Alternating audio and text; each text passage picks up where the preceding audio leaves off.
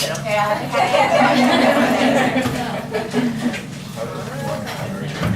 to but I wanted to review the T helper cell activation. All right, because we're going to move from that, and we need T helper cell activation for our B-Lymphocytes. So I just wanted to review that process, and remember this is what's on your exam for the extra credit diagramming, well, labeling. So we have an APC cell, and in that little video I showed you it was a dendritic cell, but it could be one of 3 different types. So what are our 3 different types of APC cells? Dendritic,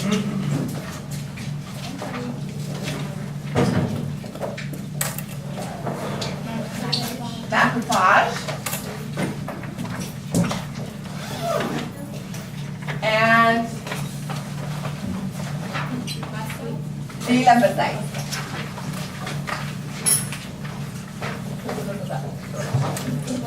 Alright, so we have other phagocytic cells.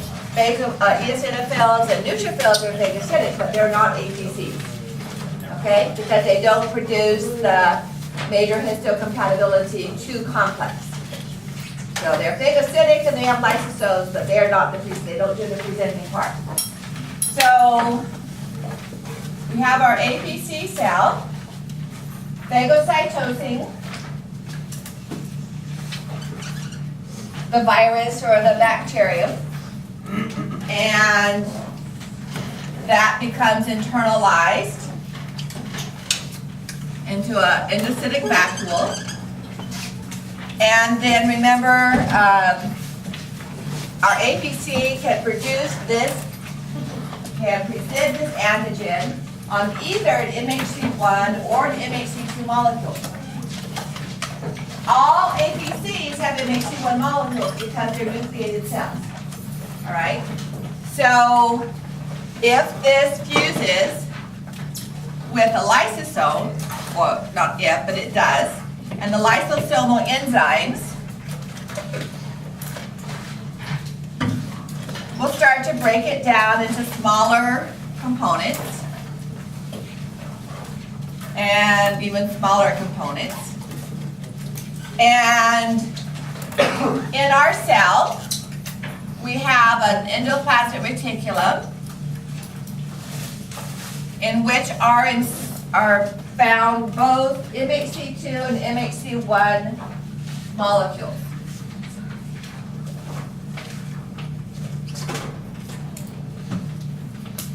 You guys always get the better lecture because I kind of run through it first in the morning and then figure out what I want to say. So MHC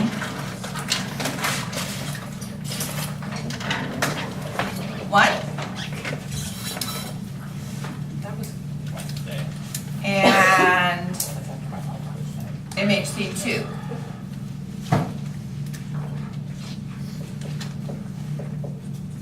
And remember the MHC2s have a blocking protein on them. What's the purpose of that blocking protein on the MHC2 molecule? MHC2s are only supposed to get exogenous proteins, and we have endogenous proteins in our ER. So if they didn't have the blocking protein, it'd act just like an MHC1 and pick up endogenous proteins. Okay? So the portion of the ER that has the MHC2 will pinch off and fuse with the lysosome.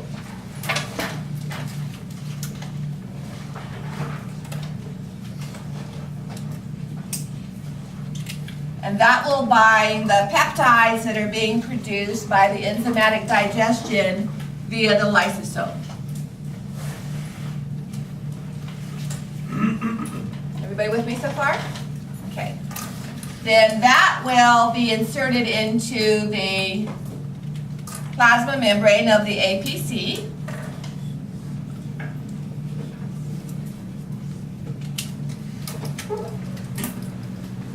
And that will be the presentation of the antigen as an exogenous peptide. Okay. So now, how do we present the antigen of an APC as an endogenous peptide? It has to get into the ER, okay? So by some mechanism, it exits the lysosome,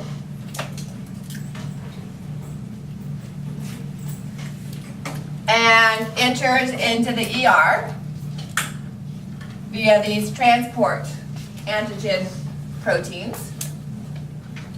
And now the MHC1 molecule doesn't have a blocker, okay, because it's picking up the endogenous peptides. And since this is now in the cytoplasm, the cell treats it like it is an endogenous peptide, even though it's not. So it's in the ER, and it binds to the MHC1, and then that is eventually pinched off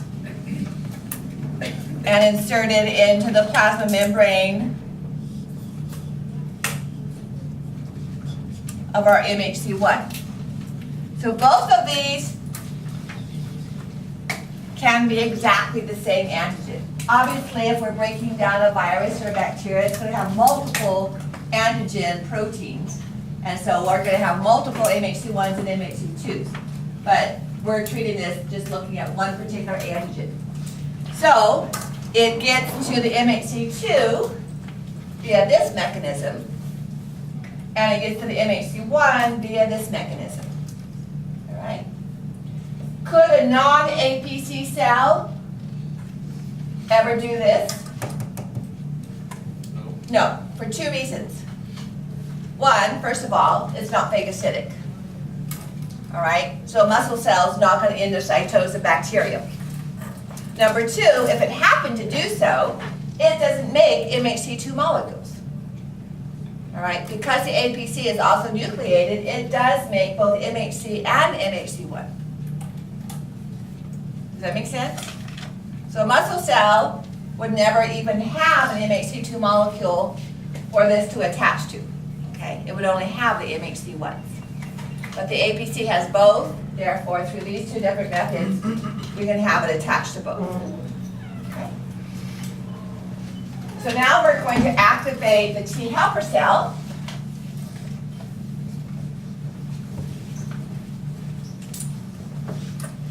And it has a T cell receptor that just by chance happens to recognize that particular shape of the peptide and is stabilized by recognizing the MHC2 through CD4. Because this is MHC1 and that's a foreign antigen, by chance a T killer cell whose TC cell receptor matches that one will interact with it.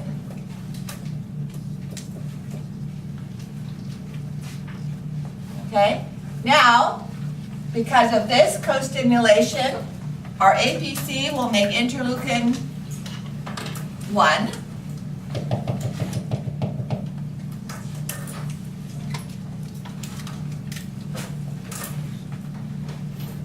And that will internally change. Remember how our hormones cause changes inside the cell?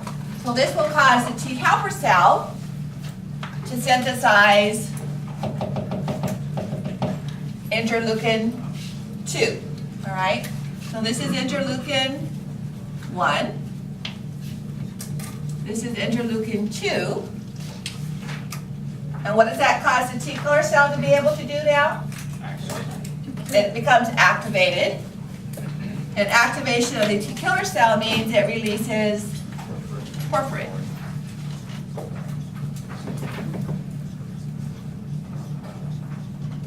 So now it can leave, and how would that work?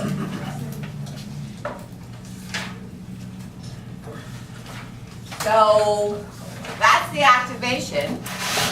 The T helper cells can clone. All right, so we have multiple T helper cells. They can go to other T killer cells and activate them. Here's our active T killer cell. It can be cloned, and then it happens to bump into a virus-infected cell. So as a virus-infected cell, it has hijacked this cell's nucleus and is making this cell make viral proteins.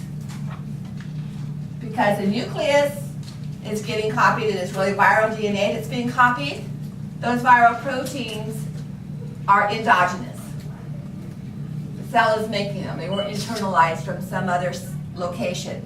So because of that mechanism, they're endogenous. They're going to come into the ER and bind to MHC1 molecules, be presented by an MHC1, and these already activated T killer cells then will bind to this and start making perforin. They don't need the additional T helper cell. Okay? So this would be any cell that this virus is infected. And so that's going to be that direct cell-to-cell interaction. Okay? So it doesn't have to have the T helper cell bound to it at the same time. In fact, the T helper cell would not bind to this virus-infected cell. Why not? Why is the T helper cell not going to bind to this one? It doesn't have the MHC2. The T helper cells only recognize MHC2. Okay? All right, so that was a review of where we ended on Tuesday. So now let's look at B cells. Okay? We still have to have turn it on. So we need to activate our T helper cell. Remember, the B-Lymphocyte itself is an antigen-presenting cell, so we don't require the macrophage. All right? So let's take a look at what happens with the B-Lymphocyte. Can I erase this?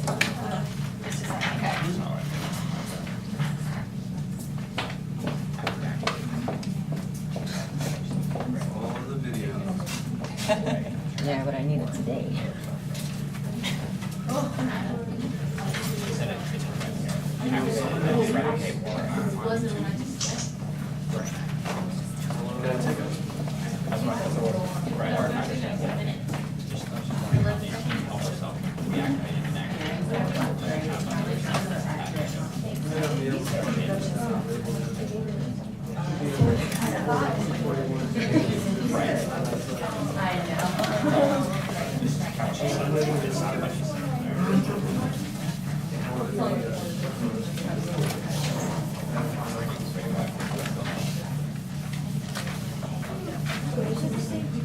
So we still have activation of the T helper cell, but then instead of the T killer cell, we have the B-Lymphocyte activation.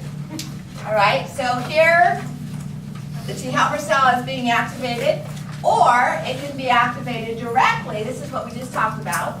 Or it can be activated directly via the B-Lymphocyte. The B-Lymphocyte is an APC.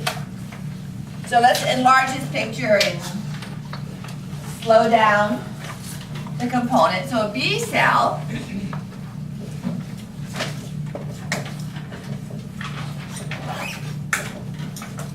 meaning it hasn't been activated yet, okay, is going to have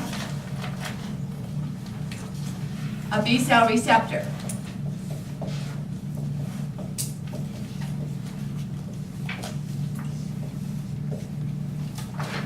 In fact, these are actually antibodies, as we'll see later, okay, that are inserted into the cell membrane and are acting as the B cell receptor. All of these would have the same variable region. They would all be recognizing the same epitope or particular area of an antigen. They would then find an antigen and bind to it.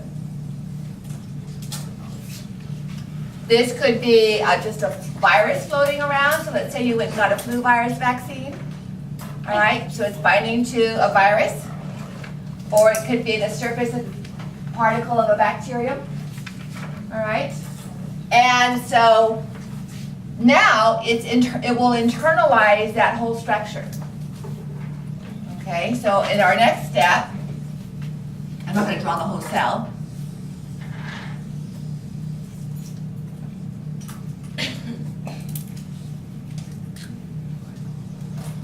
It internalizes that whole structure. And this provides the specificity. This is what's happening here. The B-cell receptor will only bind to whatever it matches.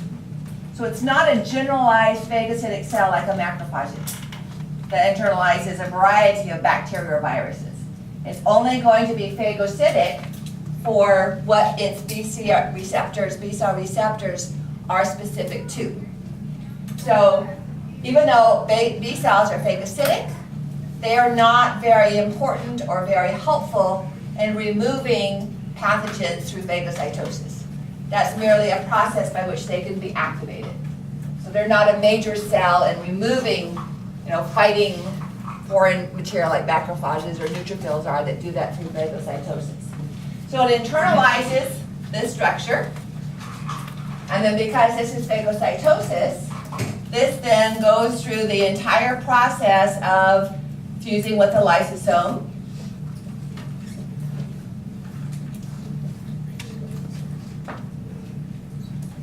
breaking down the antigen,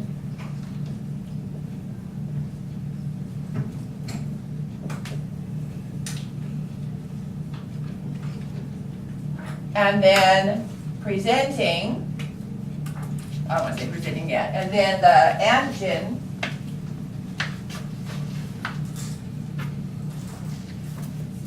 forming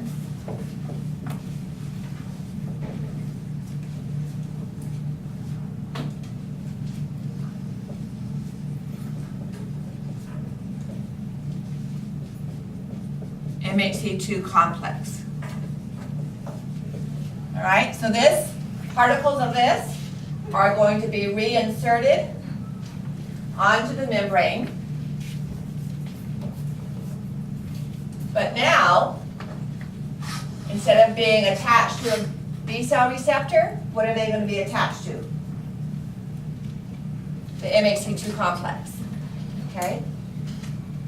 Why is that significant? What type of a cell recognizes an MHC2? T helper. T helper. Okay? So this is necessary for the activation of the T helper cell. So the B-cell receptor recognizes the specific antigen to which it is randomly triggered to respond to, and all of these receptors would only recognize the same epitope. All right? So it's not going to have multiple different receptors. They're all going to be identical. Once it binds to that, that triggers endocytosis and lysosomal breakdown and insertion of those breakdown products onto the MHC2. And we reintroduce that onto the surface but bound to MHC2. And now a T helper cell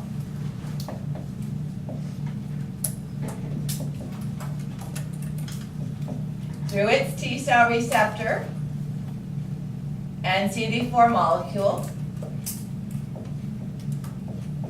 will recognize that because this is an APC. We will have stimulation of the T helper cell via interleukin 1. T helper cell is going to make interleukin 2. Rather than going to the T killer cell, it's going to go back to the T helper cell, the B cell. So interleukin 2 now is going to go back to the B cell and activate the B cell. So an activated T killer cell made purpose. What does an activated B cell make? Antibodies. Okay?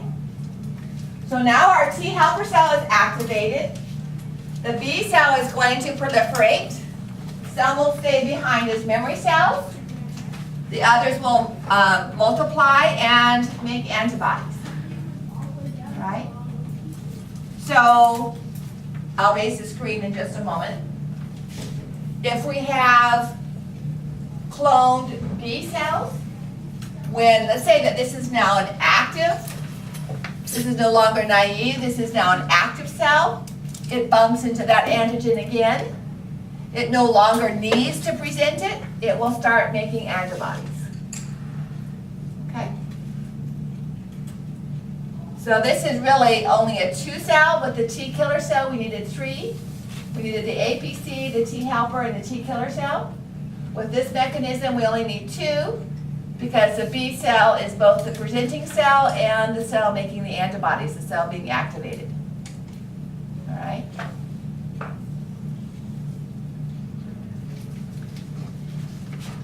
So viruses can be affected by both T killer and B cells. What's the difference though? How would a T killer, so if you have a viral infection, what is the T killer cell going to be doing? Is it going to be attacking the virus? Infected cell. It's going to be attacking the virus infected cell. Why? Because T killer cells have to interact with MHC1 complex, and then it starts making proliferation. Okay? If an activated B cell runs into a virus, the virus itself will bind to the B cell receptor, and it will make antibodies. And we'll talk in a few minutes about what happens to those viruses with the antibodies. Okay? So it doesn't need to have the MHC1, MHC2 component to turn it on. So the T killer just makes the perforin to kill whatever it's killing, and then the T helper just makes that IL-2 to activate. Either the T killer or the B cell. Oh, okay. Okay? Yes? So with the MH1, MHC complexes, we're only going to be using macrophages lymphocytes for the APC cells? Right. Okay. So does the same plasma cell continue to produce antibodies? It's not a finite process, it doesn't just produce them and then it's gone. Well, it does have a lifespan to it, but because of the memory cells, Yeah, then a year or 5 years later, the same antigen Right. enters the surface. but it Chicken itself pox. goes on producing antibodies for a while. Yeah, Yeah. but not for your entire lifetime. But you would have an identical cell, because it's cloned, that's capable of doing the same component. Okay? So every day, your bone marrow is making B cells that have a variety of B cell receptors that are specific to a variety of components. However, The those T memory cells are the those ones that memory- are limited. Right, those memory cells, however, are not activated yet. They are activated, They are activated. yes, but they're quiescent. Okay, until they run into the end. Yeah. Okay. So, let's take a look at this board here that we looked at before, all right? So instead of an active T killer cell, we would change that to an active B cell, or activated B cell. And it would divide and form memory cells. This could multiply more, so you're gonna have more than one memory cell. And then we would have plasma cells that are multiplying. And each of these, once they come in contact with the antigen, would then start making antibodies. Okay? And if this, so this would have its B cell receptors as a memory cell, but it would have already the cellular machinery to make the antibodies. So once an antigen triggers that, it would clone and start producing antibodies as well. And some of them would remain as memory cells, but more would go on to be active plasma cells. Okay?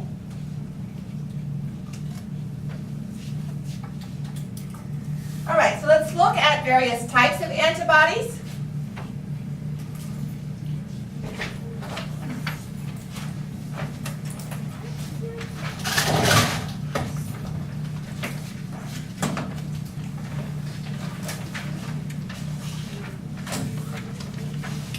And they're also just proteins? Uh-huh.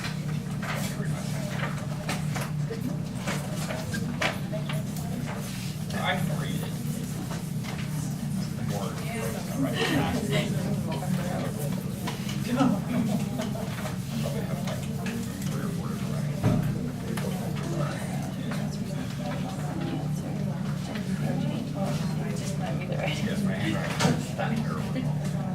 our antibody shape has this Y shape to it, and it's formed of 4 molecules, what are called heavy chains, because they're larger, and light chains. They're smaller. And these are held together by sulfide bonds. That's not important, but they're not just kind of floating together. So the heavy and the light chain each synthesize what is known as a variable region. And this is going to be the random genetic expression of each B lymphocyte. Right? So all of the antibodies produced by a particular lymphocyte are going to have the same sequencing in the variable region. So in research experiments, these were enzymatically broken down, and so they're described as the fragment, and that's what the F refers to, is the variable fragment. So this portion here would be the variable fragment. And then this portion here is the constant fragment. Okay.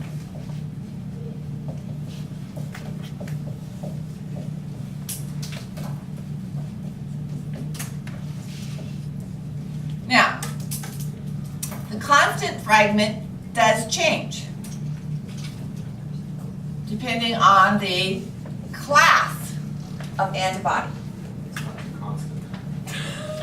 It's constant within the class. You'll give me that much.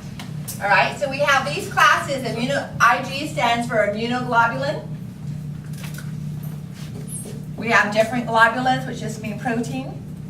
So IG stands for immunoglobulin. That's the antibody shape. And then we have G and D and A and M and so on. So for some reason I have this farther down.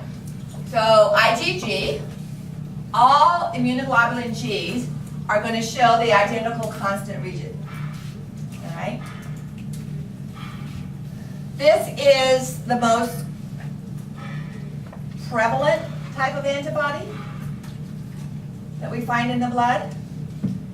All right, it's the one that, if you get a vaccination, it's the one that's produced by exposure to the antigen primarily. It's the antibody that crosses the placenta.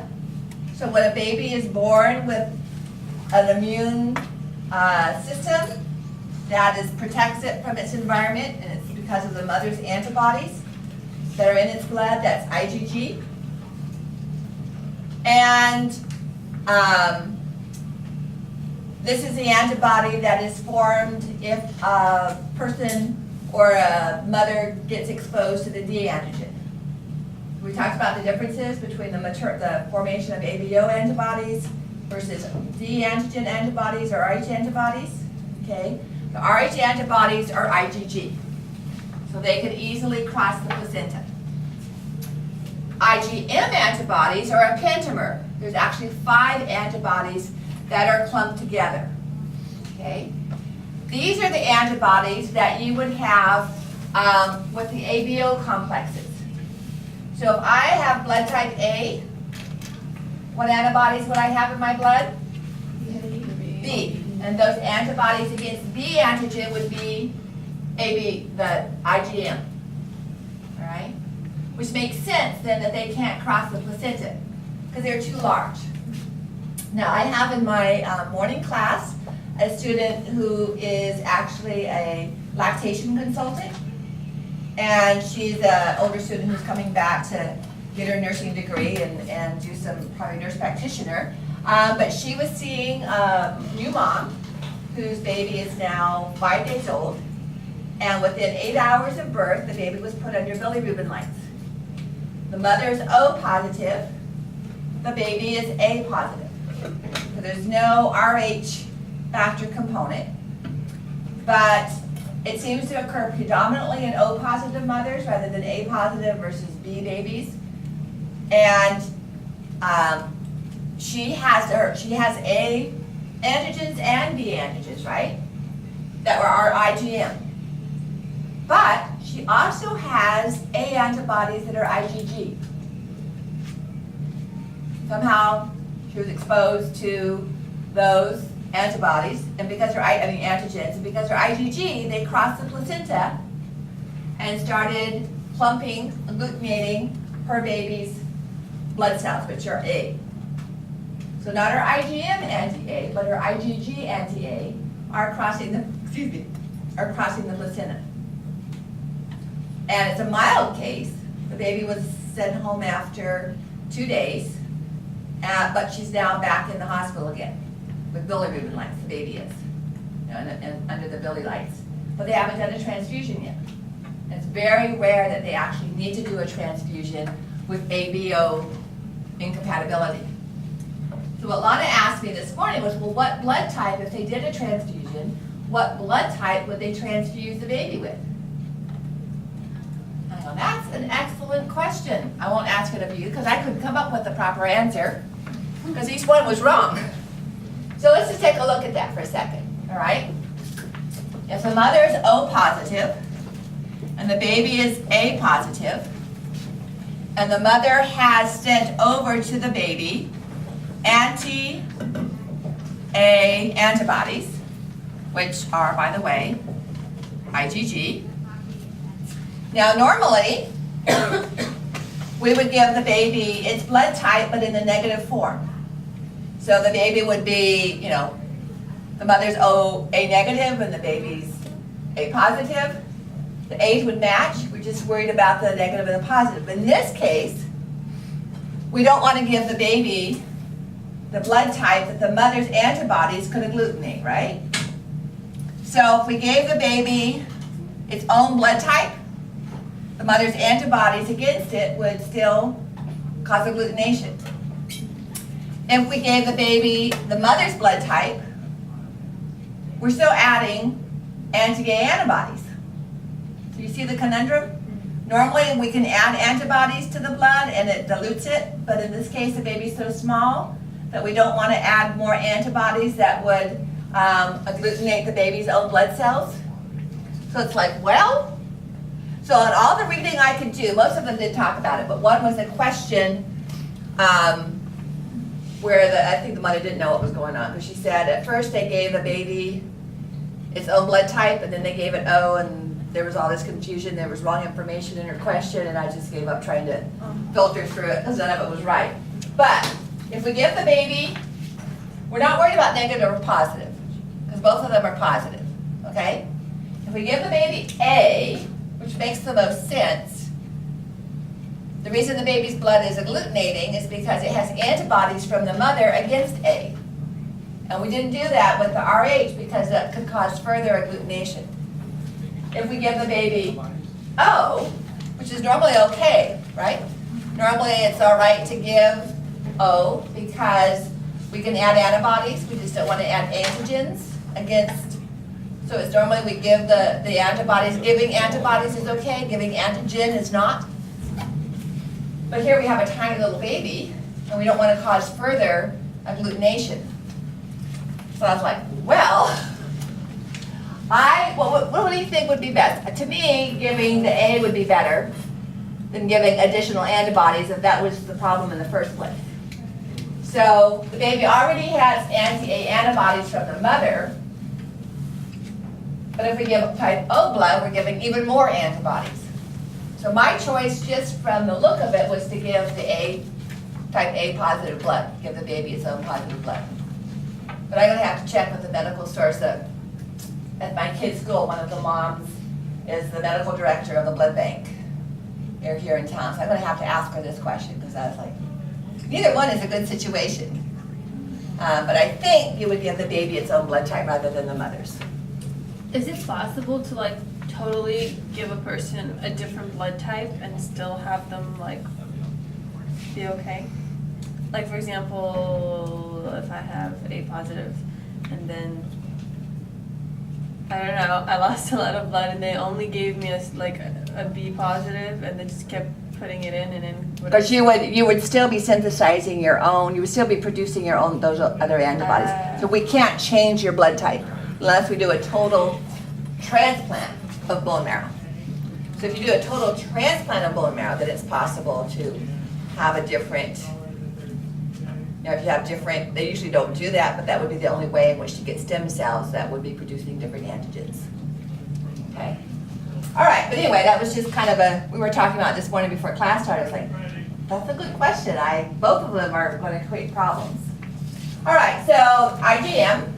You don't have to worry about IgD, but this is one of the types of receptors that the B cell receptor is actually an IgD antibody, but I'm not going to ask you any questions matching function or location with IgD. The other two, IgA, is a type of antibody that a baby would get from breast milk. Okay? Some people actually secrete IgA in their saliva. So before DNA matching and testing became so prevalent and accurate in forensics, they would do blood types and they would say whether you were a secretor or a non-secretor. So very general. So let's say that the suspect left some blood at the scene and her blood type was A negative. And when they looked at all of the people that could be involved, only one of them had A negative blood. So they could eliminate the others because they were O positive or B positive or A positive, and they only have one person that's A negative, all right? But that wouldn't hold up in court just because they have the same blood type, because there's thousands of people that live in the area that would be A negative. So another thing that they would look at was whether or not they were secretors. Do they secrete IgA? So that would be just kind of adding on to maybe the fingerprints are similar, but only 8 out of 12 match or something like that. Okay, so it's not specific enough, but it's just another factor that you could say, if the suspect's blood was a secretor and the evidence was a non-secretor, then the defense is going to say it's not the same person. Okay, so it's only would eliminate a suspect, not confirm a suspect. So I want you to know that IgA is a product in secretion, saliva, breast milk, tears. So an infant can get antibodies from the mother across the placenta, that would be the IgG, or if the mother is breastfeeding, can maintain a longer period of the mother's immune activity via the IgA antibodies in the breast milk. Okay?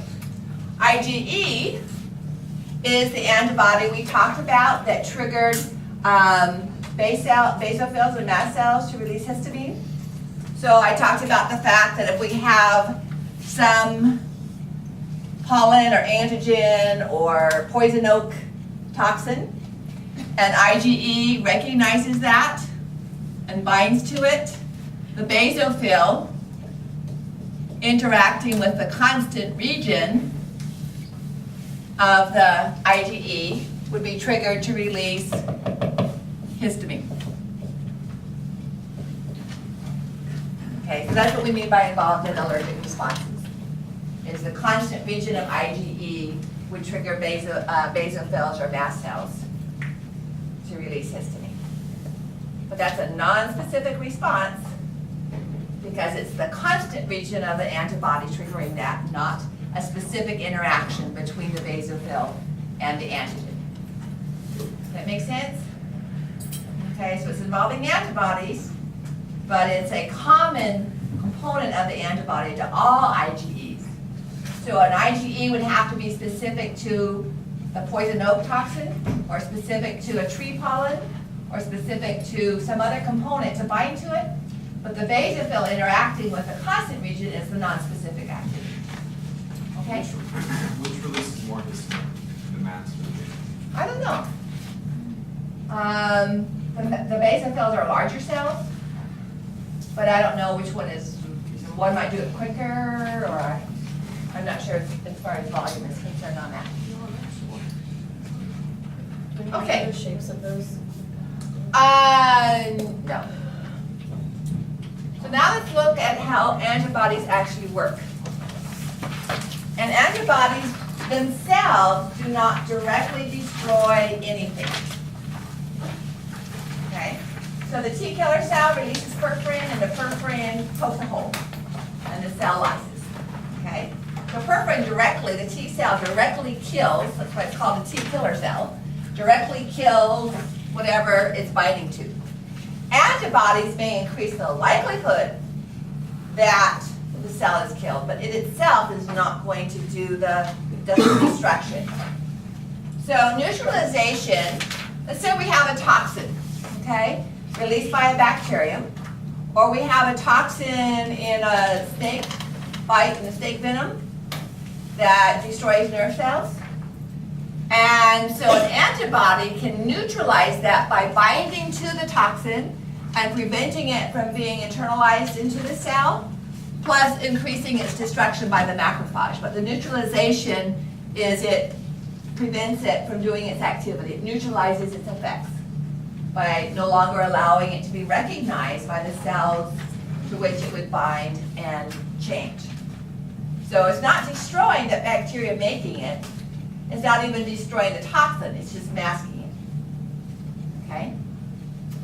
Another function at which antibodies can work is agglutination, which we've been talking about with red blood cells. And it's not really shown on there. Well, here it's doing a little bit, but it's clumping them together.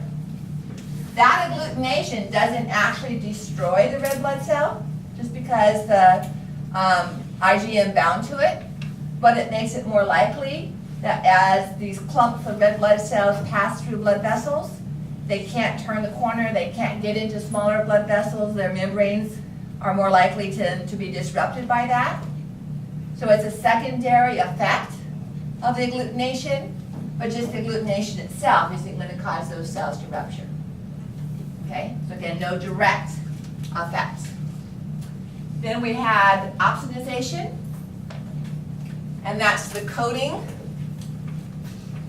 of the cell, covering it with the antibody, and that can increase macrophage ingestion, or it can trigger complement activation. Okay. And complement activation, remember, has 3 different mechanisms, 2 of which don't necessarily directly kill the cell. The opsonization is another. Complement itself can do opsonization, or it can trigger the inflammatory response and bring more neutrophils, and those can do phagocytosis. So the only thing that directly kills the cells in complement fixation is that MAC complex that again pokes the holes. So antibodies make it more likely for the pathogen or the foreign cell to be destroyed by changing its environment or its effect, but they don't directly kill those cells. Okay?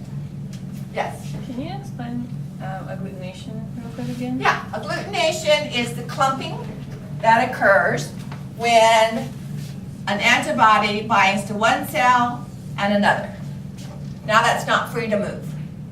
So the cells are agglutinated. They settle out faster, they precipitate faster, they can't move around easily. So that is agglutination.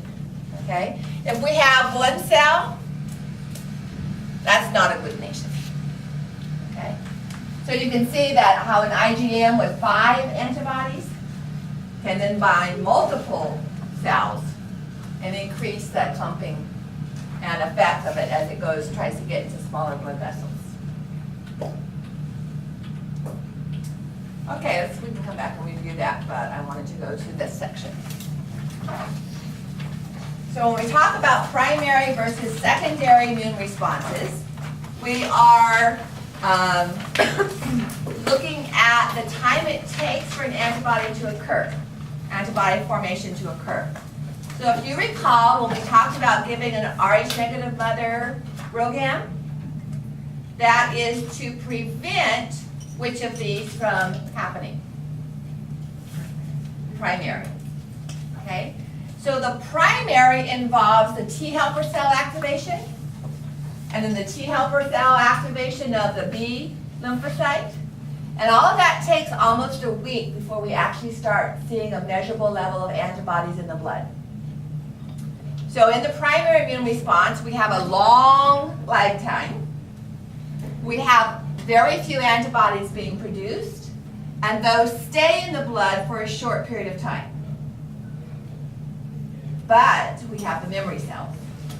So we have the memory plasma cells around, or the memory B cells. And then on the second, or third, or fourth subsequent exposure, it's only a few hours before we see antibodies in the blood produced, because we have lots of those memory cells, so we have a very high number of antibodies being present in the blood, and they stay elevated for a long period of time. So those three differences. Lag time is longer, total number of antibodies is lower, and the amount of time they stay available in the tissue fluid or in the blood is shorter. And then all of that shorter lag time, higher number of antibodies stay in the tissues or the blood for a longer period of time. So when this happens, you don't even have time to get sick if it's an illness type of antigen. Okay. Andrea, you had a question? Yes, what was given to prevent the primary response? What was what? Oh, the RhoGAM prevents the primary immune response of the mother to the Rh antigen, because we don't want her to do that. Okay? And now finally, I guess I didn't spend as much time reviewing that first part. The morning class hadn't seen that little video I showed you, and none of the ones I asked had looked it up online, so I went through it with them like I did with you in the afternoon on Tuesday, so that's why it took us a little longer. All right, so types of immunity, and this has to do with B cells, with antibodies. So you'll notice there's two different sets of words up there. One is natural versus passive. Sorry, active versus passive. And the other is natural versus acquired. So let me just put some definitions up.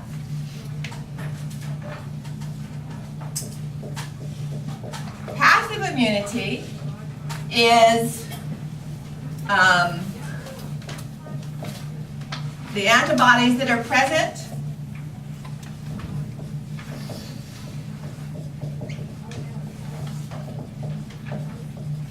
are not produced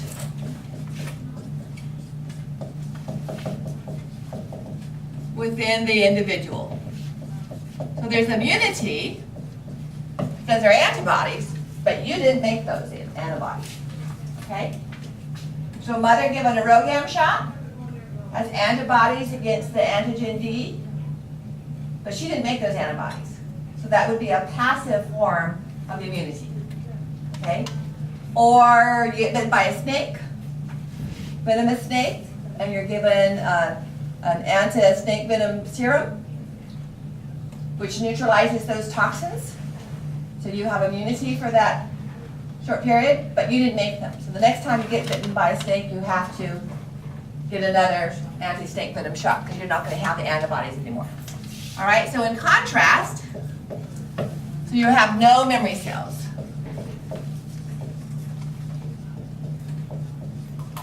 So you have to be given the antibodies again. In the